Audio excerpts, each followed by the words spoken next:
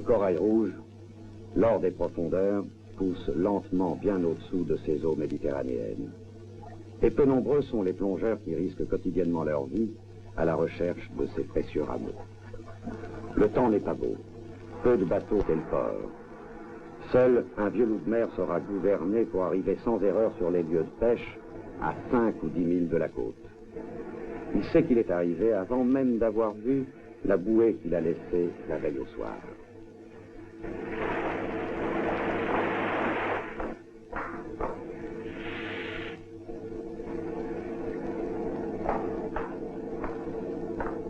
À partir de 50 mètres, le précieux corail rouge pousse très lentement dans la pénombre des failles rocheuses. La meilleure qualité peut rapporter jusqu'à 1000 francs au kilo. Comme équipement, des bouteilles d'air comprimé et une combinaison isothermique. Voici la bouée. Le long de sa ligne, le plongeur retrouvera le même endroit où, hier, la récolte fut belle. Quelques cailloux serviront de ballast, un filet et un marteau compléteront son équipement.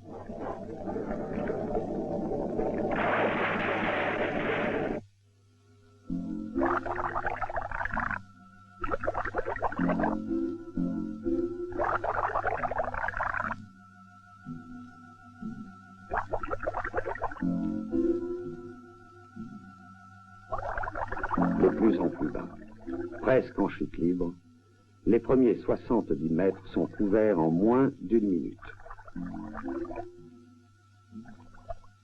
Voici le fond. Le ballast ne sert plus et le plongeur se met au travail. Le paysage est gris, crépusculaire et peuplé d'ombres changeantes. Dans cette grisaille, le faisceau d'une lampe fera surgir, comme par enchantement, une féerie de couleurs chaudes et de formes tourmentées.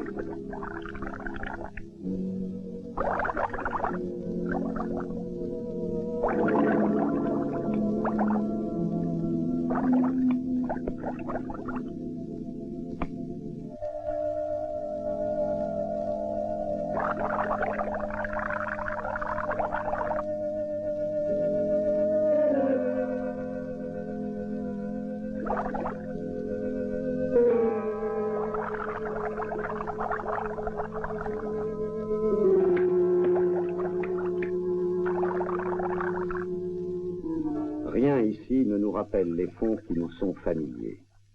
Le soleil est bien loin, donc les algues ne poussent plus. Les poissons deviennent rares et les seules choses vivantes sont des animaux d'allure végétale, les gorgones, et d'autres à l'allure minérale, le corail.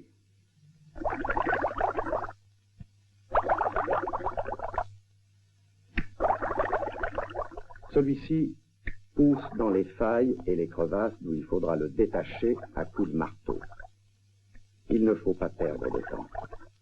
Une minute de travail en demande 10 de décompression et à ces profondeurs, l'air des bouteilles provoque l'ivresse des grands fonds.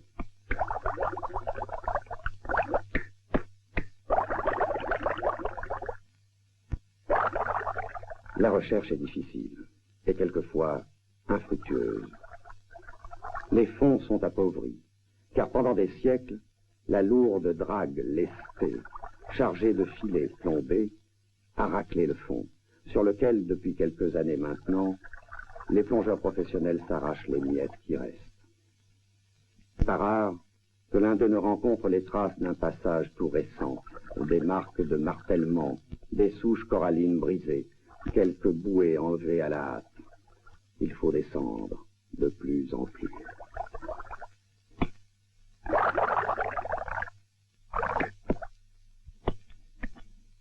Mi-cachés par l'éventail d'une gorgone, voici les premiers rameaux. Mais ils ne suffiront certes pas à payer sa journée aux plongeurs, aux pilotes et aux bateaux.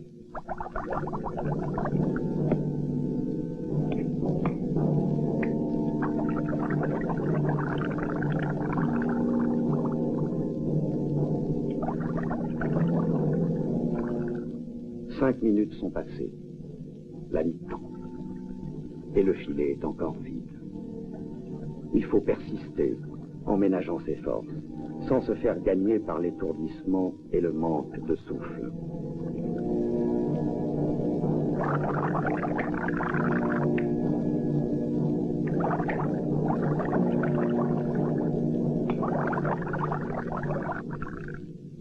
Le fond, entre sable et boue, est à 100 mètres. Il faut jouer le tout pour le tout, car il ne reste que 4 minutes pour perdre ou pour gagner. Il faut s'aventurer là où personne auparavant n'a osé aller, dans les failles étroites, dans le dédale tortueux de grottes et galeries englouties, là où le terrain est encore vierge.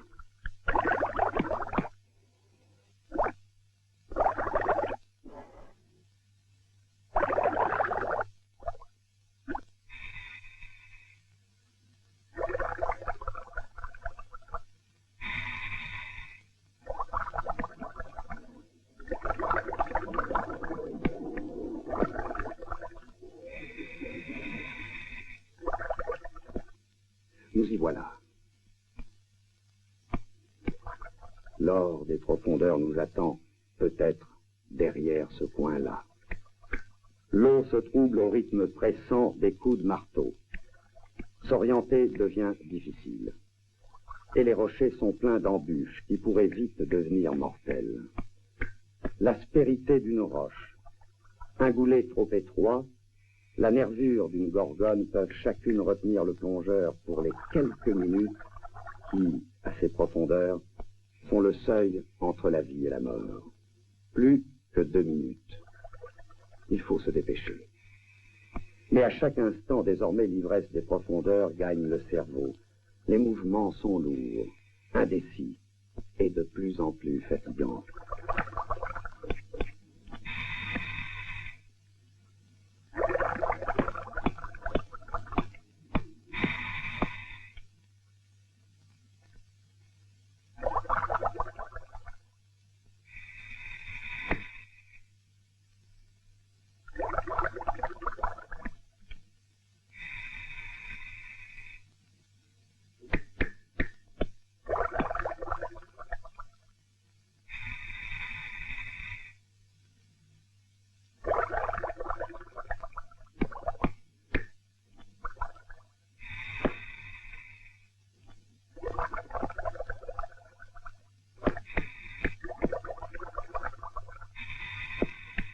L'or des profondeurs brille au creux des rochers et le plongeur n'est pas sûr, demain, de retrouver cet endroit.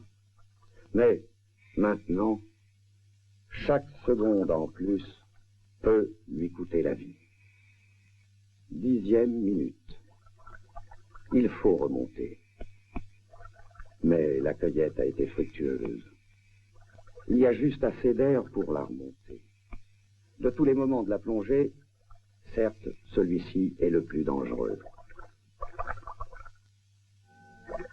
Épuisé par l'effort, saoulé par l'azote qui circule dans ses veines, alourdi par son riche butin, le plongeur remonte vers son bateau qui l'attend 100 mètres plus haut.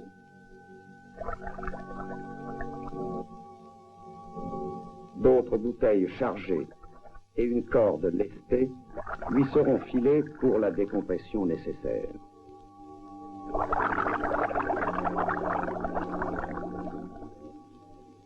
Un tourbillon de bulles remplira ce sachet qui lui facilitera la remontée.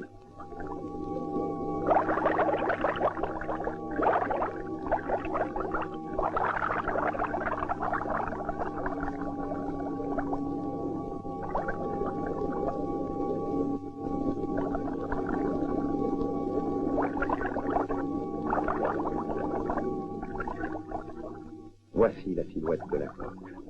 Aujourd'hui encore, tout a bien marché, mais si elle n'avait pas été là. Ce n'est pas un métier pour n'importe qui. Et ceux qui s'y dédient ne le font pas exclusivement poussés par l'appât du gain. Peut-être n'en valait-il pas la peine. Il y a bien d'autres façons plus faciles de gagner son pain. Mais demain ou après, le plongeur redescendra tenter sa chance. De bien loin, de la limite à laquelle l'homme peut travailler et encore survivre, le plongeur remonte.